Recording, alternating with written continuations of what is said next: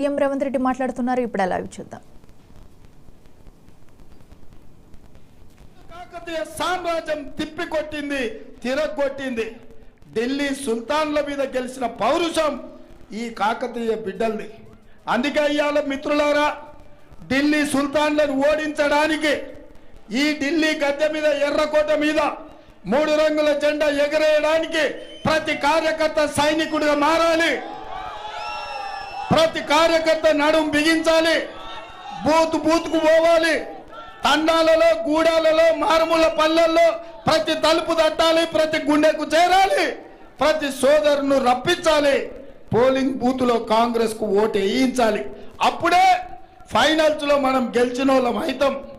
అందుకే మా మిత్రులను నేను అడగదలుచుకున్నా, ఫైనల్స్ లో గెలిపించడానికి మీరు సిద్ధం కదా? సిద్ధమా? సిద్ధమా? సిద్ధమా? సిద్ధమా? సిద్ధమా? సిద్ధమా? సిద్ధమా? 1,00,000 మెజార్టీ రావాలి. 1,00,000 ఇస్తారు కదా?